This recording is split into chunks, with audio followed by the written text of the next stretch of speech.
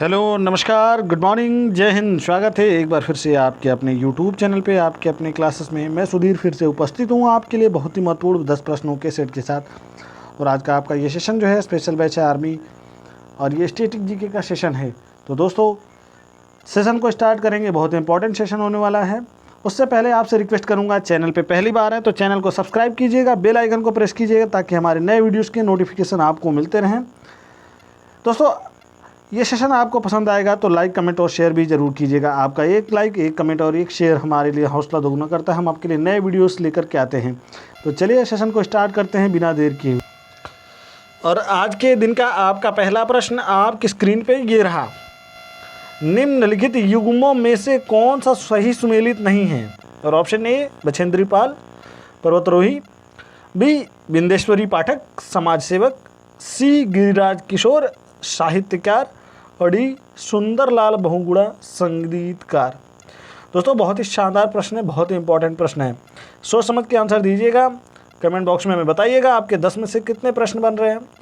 तो बताना चाहूँगा जिन लोगों ने मार्क किया होगा ऑप्शन डी बिल्कुल करेक्ट है। जिन लोगों ने मार्क किया होगा ऑप्शन डी सुंदरलाल बहुगुणा संगीतकार, ये सुमेलित नहीं है। सुंदरलाल बहुगुणा संगीतकार नहीं, बाकी तो सही है। बछेंद्री पाल जो है माउंट एवरेस्ट को फतेह करते हैं, बिंदेश्वरी पाठक जो है समाज सेवक हैं, गिरिराज किशोर जो है हमारे साहित्यकार हैं। तो ये बाकी तीन जो है ए बी सी सही हैं। तो जो सही सुमेलित नहीं है वो है ऑप्शन डी, बिल्कुल करेक्ट है। चलिए प्रश्न नंबर 2 देखेंगे। 22 नवंबर 1955 को सोवियत संघ द्वारा किए गए पहले वास्तविक हाइड्रोजन बम परीक्षण का क्या नाम था? देखिए 22 नवंबर 1955 को ये सोवियत संघ द्वारा किया गया था। ये एक पहला प्रश्न इससे बन सकता है कि सोवियत संघ द्वारा सबसे पहला हाइड्रोजन परीक्षण किया गया था, कब किया गया था? तो सन 1955 में। तो ये भी एक प्रश्न बनता है। और दूसरा, उस परीक्षण का नाम क्या था? तो ऑप्शन देखिए, ए RDS 37, बी RDS 38, सी RDS 39 और डी RDS 40।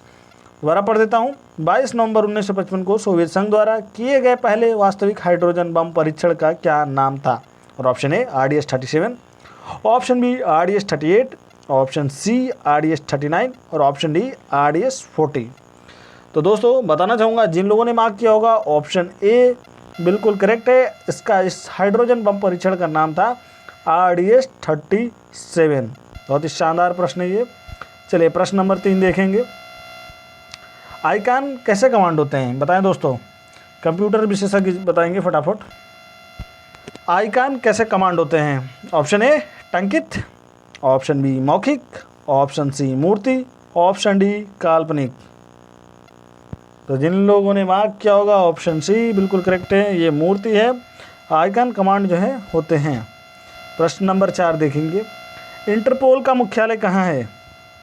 इंटरपोल का मुख्यालय कहाँ है? और ऑप्शन देखिए, ए पेरिस, बी लंदन, सी लियोन और डी जेनेवा।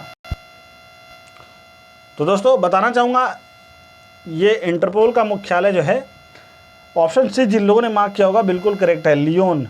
लियोन में है। लियोन जगह का नाम है लियोन और ये है एक्चुअल में फ्रांस में। तो इसका अगर ऑप्शन में होता है फ्रांस तो आप फ्रांस करेंगे, अगर लियोन होता है तो लियोन करेंगे, अगर दोनों होता है तो हम क्या करेंगे, टिक करेंगे लियोन पे, क्योंकि लियोन जो है एक्चुअल।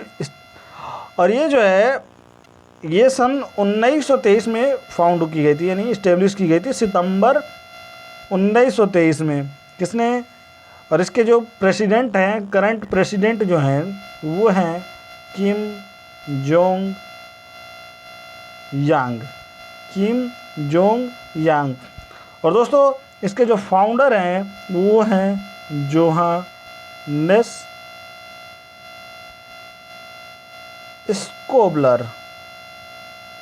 जोहानस स्कोबलर। तो ये बड़ी शानदार प्रश्न है। कहाँ पे स्थित है? तो लियोन फ्रांस में। लियोन फ्रांस में है इसका मुख्यालय, इंटरपोल का मुख्यालय। इसकी खोज किसने की थी? तो जोहानस स्कोबलर ने की थी। करंट प्रेसिडेंट कौन है? तो किम जोंग यांग। और ये कब फाउंड हुई थी? तो सितंबर 1923 में। बहुत ही शानदार प्रश्न है, बहुत ही इंपॉर्टेंट प्रश्न है। चलिए प्रश्न नंबर 5 पे चलेंगे। निम्न में से कौन सा एक कथन असत्य है? नॉर्वे यूरोप का सबसे पूर्वी देश है, बी, इसे लैंड ऑफ विकिंग्स एवं मध्य रात्रि के देश के नाम से भी जाना जाता है। इसकी आधिकारिक भाषा नॉर्वेजियन है।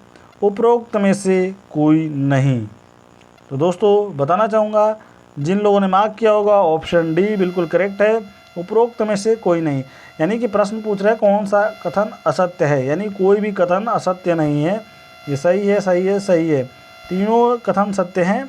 इसलिए ऑप्शन, इसका सही आंसर क्या हो जाएगा? सही आंसर हो जाएगा ऑप्शन डी बिल्कुल करेक्ट है, उपरोक्त में से कोई नहीं। चलिए प्रश्न नंबर 6 देखेंगे। प्रश्न नंबर 6 ये बहुत इंपॉर्टेंट प्रश्न है।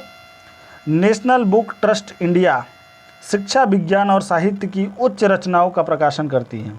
कौन करता है दोस्तों? अगर ये प्रश्न पूछा जाए शिक्षा, विज्ञान और साहित्य की उच्च रचनाओं का प्रकाशन कौन करता है, तो नेशनल बुक ट्रस्ट इंडिया। इसकी स्थापना भारत सरकार द्वारा किस वर्ष में की गई थी? और ऑप्शन देखिए, ए वर्ष 1957 में, ऑप्शन बी वर्ष 1951 में, ऑप्शन सी वर्ष 1967 में और ऑप्शन डी वर्ष 1959 में। तो दोस्तों बताना चाहूँगा, जिन लोगों ने मार्क किया होगा ऑप्शन ए बिल्कुल करेक्ट है। ऑप्शन ए बिल्कुल करेक्ट है, वर्ष 1957 में भारत सरकार द्वारा इसकी स्थापना की गई थी। तो दोस्तों दो प्रश्न यहाँ से भी बनते हैं। अगर हमसे पूछा जाए कि शिक्षा, विज्ञान और साहित्य की उच्च रचनाओं का प्रकाशन कौन करता है, तो वो हो जाएगा नेशनल बुक ट्रस्ट इंडिया। और इसकी स्थापना भारत सरकार द्वारा किस वर्ष में की गई थी, तो 1957 में। बहुत शानदार प्रश्न है। चलिए प्रश्न नंबर 7 देखेंगे। प्रश्न नंबर 7 ये रहा आपकी स्क्रीन पे। निम्न में से कौन सी केंद्रीय सरकारी एजेंसी मानचित्रण और खनिजों के अन्वेषण के लिए जिम्मेदार है? और ऑप्शन देखिए, ए भारतीय भूवैज्ञानिक सर्वेक्षण, B surveyor general of India, C राष्ट्रीय खनिज विकास निगम लिमिटेड और डी भारतीय खान ब्यूरो। दोबारा पढ़ता हूँ, निम्न में से कौन सी केंद्रीय सरकारी एजेंसी, सेंट्रल गवर्नमेंट की एजेंसी मानचित्रण और खनिजों के अन्वेषण के लिए जिम्मेदार है? ऑप्शन ए भारतीय भूवैज्ञानिक सर्वेक्षण, option B surveyor general of India, option C राष्ट्रीय खनिज विकास निगम लिमिटेड और ऑप्शन डी भारतीय खान ब्यूरो। दोस्तों बताना चाहूँगा, जिन लोगों ने मार्क किया होगा ऑप्शन ए बिल्कुल करेक्ट है, भारतीय भूवैज्ञानिक सर्वेक्षण। बहुत ही शानदार प्रश्न है। प्रश्न नंबर 8 देखेंगे। डाबसन इकाई का प्रयोग किया जाता है, कहाँ किया जाता है?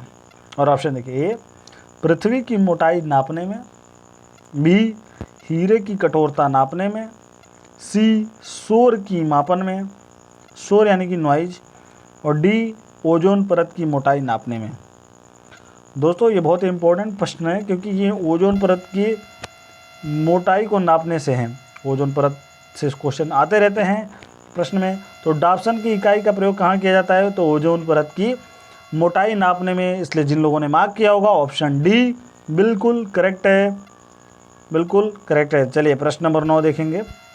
प्रश्न नंबर 9 स्क्रीन पे ये रहा। दोस्तों आप समय ले सकते हैं, वीडियो को पॉज कर सकते हैं, बिल्कुल कमेंट करके आंसर में सही आंसर दीजिएगा। प्रश्न 10 प्रश्न में से आपके कितने आंसर बन रहे हैं हमको बताइएगा।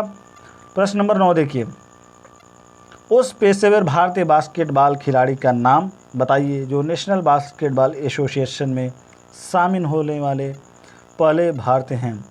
एनडीए, और ऑप्शन देखिए, एनडीए में शामिल होने वाले पहले भारतीय हैं। और ऑप्शन देखिए, Yadvinder Singh, option B Ajmer Singh, option C एक्शन परी और ऑप्शन डी सतनाम सिंह भामरा। बहुत ही शानदार प्रश्न है। जिन लोगों ने मार्क किया होगा ऑप्शन डी बिल्कुल करेक्ट है, सतनाम सिंह भामरा जो है पहले भारतीय बास्केटबॉल खिलाड़ी हैं जिन्होंने नेशनल बास्केटबॉल एसोसिएशन में शामिल हुआ था। बहुत ही शानदार प्रश्न है। चलिए प्रश्न नंबर 10 देखेंगे और आज के दिन का आखिरी प्रश्न आपके स्क्रीन पे ये रहा। इससे पहले भी हमारा ये स्टैटिक जीके में ये एक प्रश्न आया था। विकल्पों में से उस संगठन को पहचानें जो शेष से भिन्न है। मैंने क्या बोला, इससे पहले भी हमारा एक वीडियो आया था जिसमें इस तरीके का एक प्रश्न था, सेम वैसा ही एक प्रश्न है। विकल्पों में से उस संगठन को पहचानें जो शेष से भिन्न है। और ऑप्शन देखिए, IIM Bengaluru, B IIM Kozhikode, C IIM Ahmedabad और D IISc बेंगलुरु। तो दोस्तों बहुत ही शानदार प्रश्न है। जिन लोगों ने मार्क किया होगा ऑप्शन डी बिल्कुल करेक्ट है। जिन लोगों ने मार्क किया होगा ऑप्शन डी बिल्कुल करेक्ट है। IISc जो है भिन्न है। भिन्न कैसे है? ये तीनों क्या है? IIM है यानी इंडियन इंस्टीट्यूट ऑफ मैनेजमेंट, एक बेंगलोर का, एक कोझिकोड का और एक अहमदाबाद का। तीनों क्या है? इंडियन इंस्टीट्यूट ऑफ मैनेजमेंट है, भारतीय प्रबंधन संस्थान है। और ये डी क्या है? IISc बेंगलोर। तो ये इंडियन प्रबंधन संस्थान का IIM का हिस्सा नहीं है, तो इसलिए ये क्या है? इनसे भिन्न है। तो दोस्तों इसी के साथ ये सेशन समाप्त होता है। मैं मिलता हूँ आपसे एक नए वीडियो में कल के दिन। सेशन पसंद आया होगा तो लाइक, कमेंट और शेयर ज़रूर कीजिएगा दोस्तों। आपसे मैं फिर से रिक्वेस्ट कर रहा हूँ। मैं मिलता हूँ फिर से आपसे एक नए वीडियो में कल के दिन। तब तक के लिए धन्यवाद। शुभ दिन। जय हिंद।